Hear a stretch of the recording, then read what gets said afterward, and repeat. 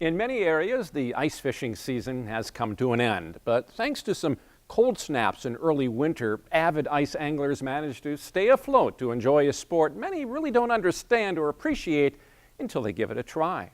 With plenty of thick ice beneath his feet, Michael Schlesinger ventured onto Pewaukee Lake a couple of weeks ago for ice fishing's last call. I just like how relaxing it is out here. You know, as you said, standing out here on the ice, you know, not much for noises, just the whisper of the wind, the ice kind of cracking and moving maybe a little bit, and just real relaxing and just stress reliever, really. Brian Pritzkow is the lover of the lake. He actually grew up on Pewaukee Lake, and it's here he still resides. The ice fishing is a fun pastime. So it's no surprise he's helped spearhead an ice fishing competition for a second year in a row, with all the proceeds benefiting the Lake Country Last Call Snowmobile Club. The event itself is known as the Last Call Fishery. We're at probably 15 to 18 inches of ice out here today, and that's enough, more than enough for a car, snowmobile, as you see in the background here, a four-wheeler, you know, anything you can bring out here with that much ice. During the time we were on the lake, conditions seemed fine for all the winter fun. So I thought this was the perfect occasion to learn about the art of ice fishing, starting with measuring the thickness of the ice with this new high-tech electric drill. Pull the lever, and it should do the rest.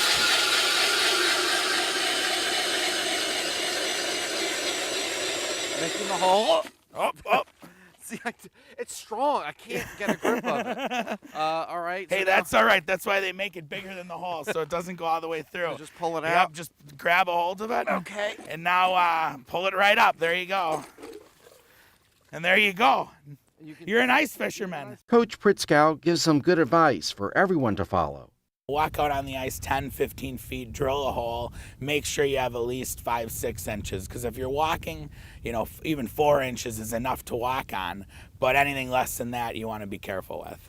But wait, there's more to do. Get your pole, and then because there's all those ice shavings in there, what we do is Scoop it out. all that out with the scooper over there. And we grab that too.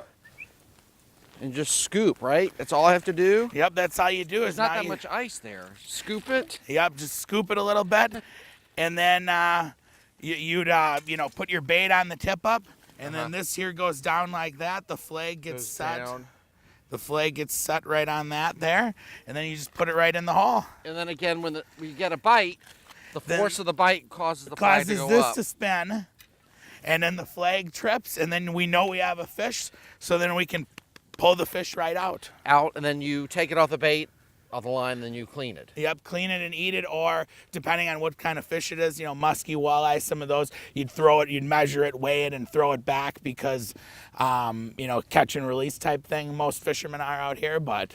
You know, it's actually very peaceful, very serene out here on Pewaukee Lake. And the wind, luckily, is not too bad. You know me, I have to ask all the hard-hitting questions. Where do you sit on while you're waiting all day? Some people have their shanty, right? Mm-hmm. What do you mean? Do you sit on the ice, or what do you do? Usually on a bucket or something like that on the ice, or in an ice shanty on a bucket, or some of these ice shanties, they almost have couches in them and stuff. So yeah, they get very comfortable with wood burning stoves and everything. So it's almost like the comforts of your living room. I've even been in ice shanties out here that have batteries and solar panels on the roof.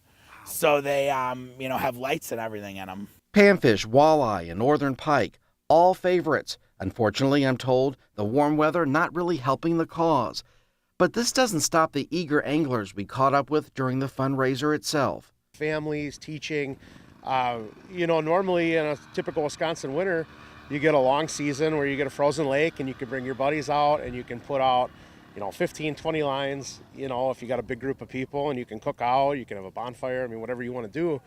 And it's kind of just a typical Wisconsin tradition. And of course, I wouldn't pass up the opportunity of getting on a snowmobile for my first time either.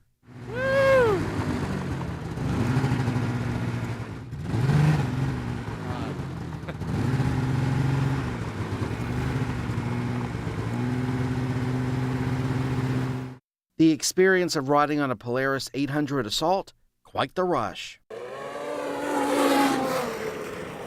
That was a nice one. although I was going a quarter the speed I really could. Moving along pretty good, probably 20, 25 miles an hour out here with the ice being glare ice with no snow on it.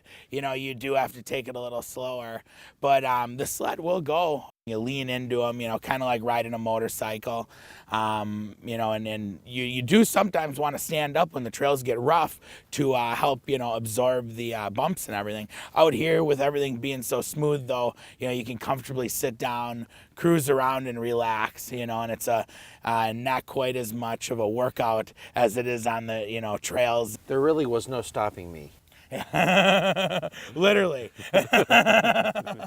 Each last call fishery has reeled in close to $2,000. Organizers hope for even bigger and better next year, and they expect the same from Mother Nature as well. Crossing my fingers for next year that we'll have a much better year for snowmobiling and for ice fishing too.